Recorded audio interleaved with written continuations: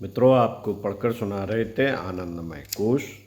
आनंदमय कोश का सविता अवतरण का ध्यान पढ़कर सुनाते हैं पृष्ठ 108 से। पुस्तक ब्रह्मवर्चस्व साधना की ध्यान धारणा, लेखक श्री राम शर्मा आचार्य। आइए सुनते हैं। साथियों, आनंदमय कोश यूं तो अपने स्थूल शरीर में ही समाया हुआ एक दिव्य शरीर है। उसे पकड़ना, प्रभावित करना हो तो उसके केंद्र स्थान सहस्त्रार चक्र से संबंध मिलाना होगा। सहस्त्रार चक्र मस्तिष्क के मध्य भाग में माना गया है। उसे ब्रह्मरंध्र भी कहते हैं। पृथ्वी के उत्तर ध्रुव पर अंतर्ग्रही शक्तियों का अवतरण होता है। उसी अनुदान पर पृथ्वी अपनी महत्वपूर्ण आवश्यकताओं का एक बड़ा भाग पूरा करती है। मनुष्य भी पृथ्वी के समान ही एक पूरा ग्रह है, एक पूरा ग्रह है।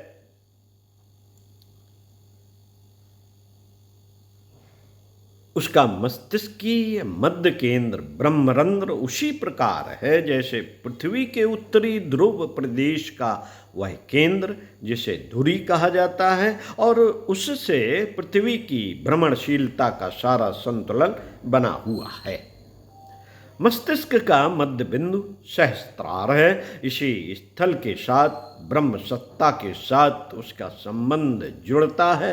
नाभि नाल से माता और भ्रूण का संबंध जुड़ता है। ठीक इसी प्रकार ब्रह्म सत्ता और आत्म सत्ता के बीच का आदान प्रदान इसी ब्रह्मरंध्र के मध्यवर्ती सहस्त्रार घटक पर निर्भर रहता है। मित्रों, पुराणों में ब्रह्मलोक, विष्णुलोक और रुद्रलोक का बड़ा आकर्षक एवं विचित्र वर्णन है।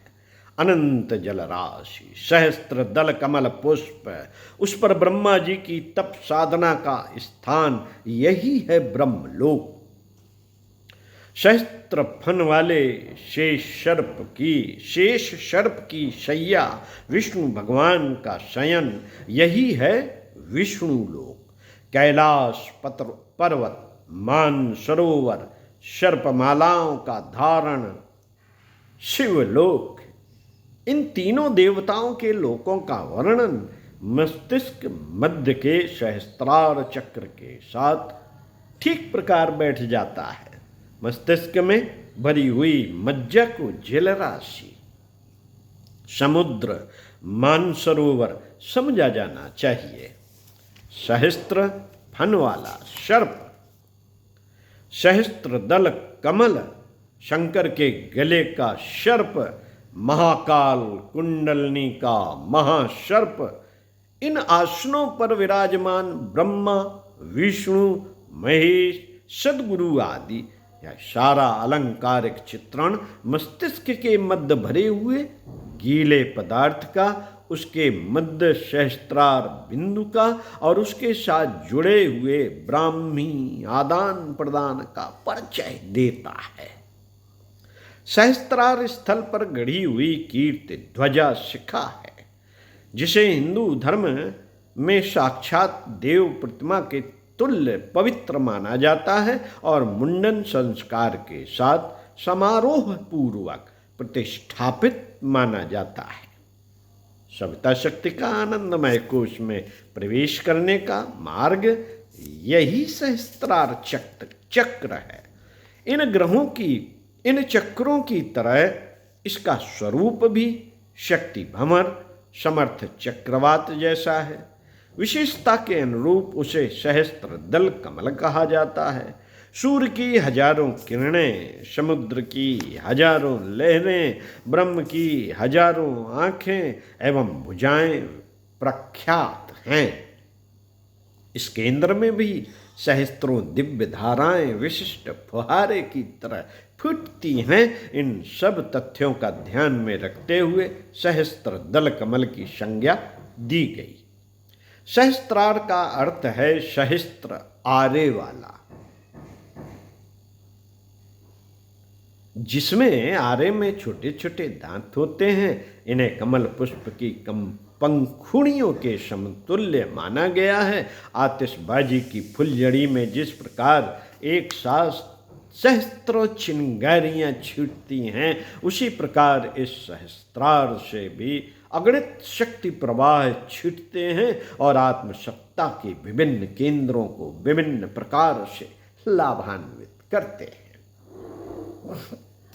आनंदमय कोश की ध्यान धारणा में सविता का सहस्त्रार मार्ग में प्रवेश करके समस्त कोश सत्ता पर छा जाने, ओतप्रोत होने का ध्यान किया जाता है। यदि संकल्प में श्रद्धा विश्वास की प्रखरता हो तो सहस्त्रार का चुंबकत्व सविता शक्ति को प्रचुर परिमाण में आकर्षित करने और धारण करने में सफल हो जाता है। इसकी अनुभूति कांति रूप में होती है। कांति सामान्यतया सौंदर्य मिश्रित प्रकाश को कहते हैं और किसी आकर्षण एवं प्रभावशाली चेहरे को कांतिवान कहते हैं, पर यहाँ शरीर की नहीं, आत्मा को की कांति का प्रसंग है। इसलिए वह तृप्ति, तुष्टि एवं शांति के रूप में देखी जाती है। तृप्ति अर्थात संतोष, तुष्टि अर्थात प्रसन्नता, शांति अर्थात उद्वेग रहित, सुस्थिर मन स्थित, यह तीनों वरदान तीनों शरीरों में काम करने वाली चेतना के सुसंस्कृत उत्कृष्ट चिंतन का परिचय देती हैं। स्थूल शरीर संतुष्ट, तृप्त, सूक्ष्म शरीर प्रसन्न, तुष्ट, कारण शरीर शांत, समाहित। यही वह स्थित है जिसमें सहज मुस्कान बनी रहती है, हल्की सी मस्ती छाई रहती है। कबीर ने इसी को सहज समाधि कहा है। सहस्त्रार को अंतर जगत का सविता माना गया है। प्रातःकालीन स्वर्णिम सूर्य को सविता कहा गया है। ब्रह्मांड का सूर्य आकाश में चमकता है। जीव पिंड का सविता सहस्त्रार है, उसे भी उदीयमान स्वर्णिम सूर्य की संज्ञा दी गई है।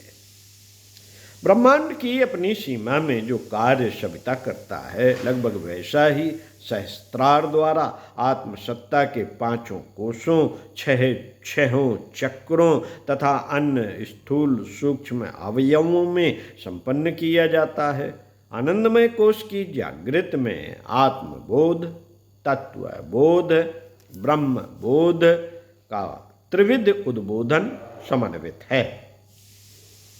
सविता का दिव्य प्रकाश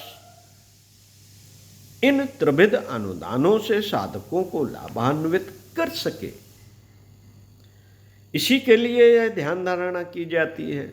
ध्यान करें, सविता शक्ति का किरण पुंज सहस्त्रार चक्र में प्रविष्ट, मस्तिष्क के मध्य में दिव्य आलोक की तरंगें, फुहारे अधिक स्पष्ट, अधिक प्रखर हो रही है। वहीं आलोक की तरंगें दूर दूर तक फैल रही हैं। सर्वत्र आत्म तत्व, सर्वत्र अपनी सत्ता की अनुभूति, अद्भुत शांति, तुष्टि, तृप्ति का बोध, पूर्ण काम, स्थित प्रज्ञ, अवधूत स्थित का बोध, आत्मसत्ता एवं ब्रह्म सत्ता में अभेद का अनुभव करते रहिए इन्हीं ध्यानों को। और मिलेंगे अगले वीडियो में आपसे पुनः इसी पुस्तक के पृष्ठ 111 में 11 से कुंडलनी के 5 नाम 5 स्तर। ओम शांति।